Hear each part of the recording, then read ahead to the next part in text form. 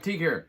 This is a lesson, but a little more than a lesson, a little more than what I usually do, but let's jump right in. We're going to look at diminished 7th arpeggios. This is kind of fun, kind of cool. Let's start there, and then I'll expand on where else I'm going to take you on this journey, lesson, whatever. Okay, here we go. So, diminished patterns are built with the 1 flat 3, flat 5, that's a diminished triad, and then a double flat 7. I know that's a lot of stuff. We'll save that for later. Let's learn the pattern and see how cool it is. Then we can learn that theory later.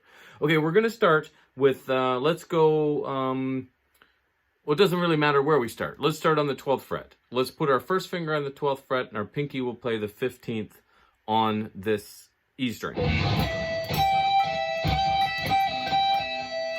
Then our third finger is going to play the 14th fret of that second string.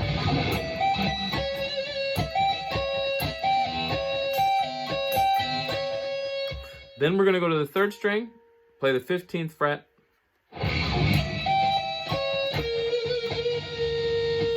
and then 12th fret of your third string also.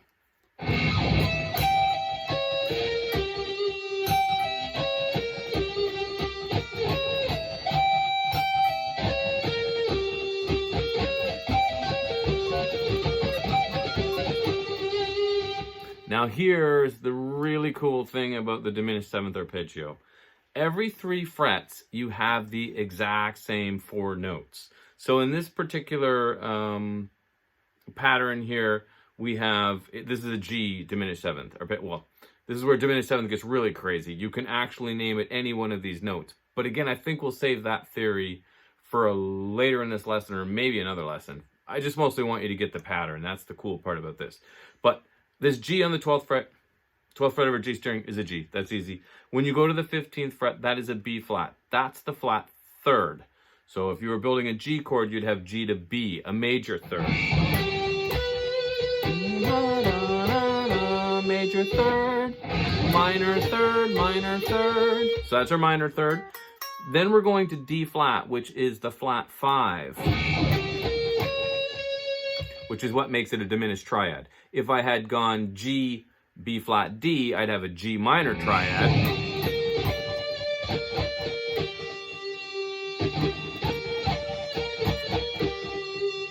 I was just using my third finger there instead of my pinky. And then, so we have G, B flat was our flat 3, D flat was our flat 5. And then we're going to E, which is actually a double flat. So this is where it gets really weird. So F sharp would be the 7th. If I played an F would be the flat 7. And then E would be, I mean, we usually think of it as a 6 higher than G, a major 6. But you can call it a double flat 7. And in the case of the diminished 7th chord, that is what we would refer to it. But again, don't get caught up in all that note stuff. Really, it's just this cool pattern.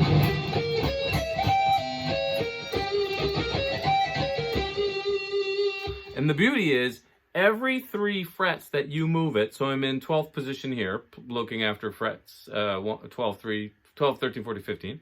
If I move it to 9th position, these are actually, if I play the exact same pattern, so now I have 12 and 9 on my first string,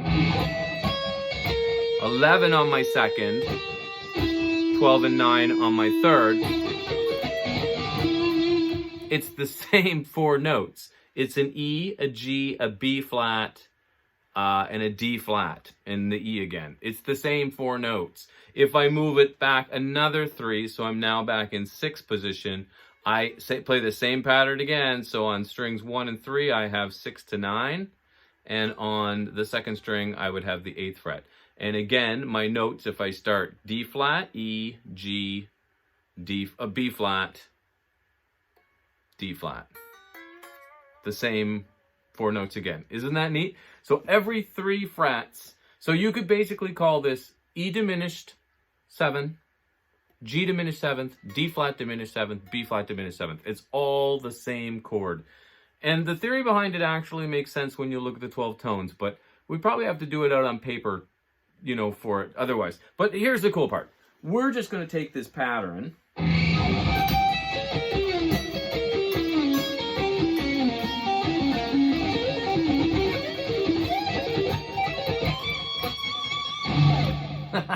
few extra notes in there, but you get the idea. So I can go up the pattern. Now notice I've just shifted the whole thing a half step up. So you might be thinking, if there's 12 notes in music and this chord has 4 names, 4 goes into 12 3 times, you would be correct if you did the math. There's only 3 diminished 7th chords. They each have 4 names. Anyway, I just switched though. I'm going to go back to the one we first started on, where we started in 12th, because we're connecting this to something bigger in this video than the normal lesson video. But when I'm picking this, if I'm starting, I'm kind of doing...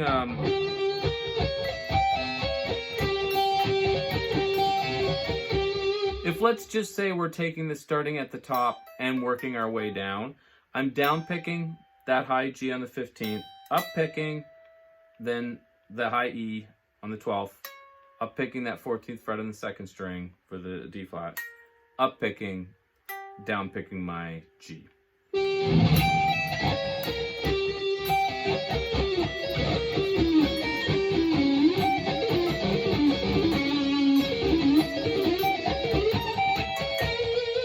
So that's a good pattern to start with, but obviously we could make a ton of patterns from it, and we'll look at some in later lessons. But let me take you where I wanted to take you. So I've been doing a lot of writing lately. I've been doing some YouTube shorts of my music. So the channel Trip Views is the name of my band or writing project. It's more of a writing project than a band in the last bunch of years here. And I do a lot of writing, but I haven't been sharing much writing. I don't know why, but now I'm starting to. The channel, of course, kind of took off with lessons, and I just kind of ran with the lessons because I started musiclearning.com, which is a guitar educational site, in 1998. This is 25 years ago now, which is nuts to me. Anyway, now I'm back writing. So the reason for this is I had this little idea on this song.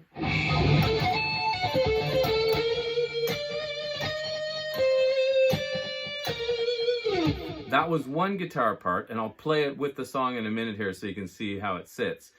And then it was between that part and this part.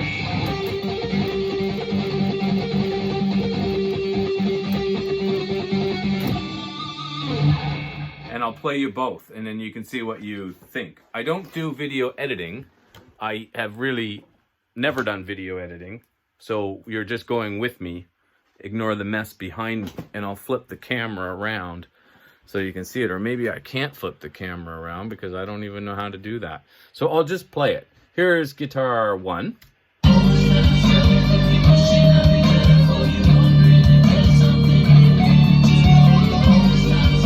So you hear the...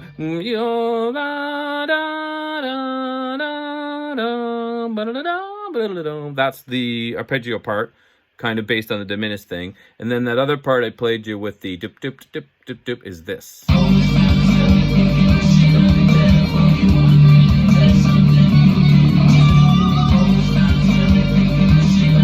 Anyway, I'm going to stop there. Here, whoa.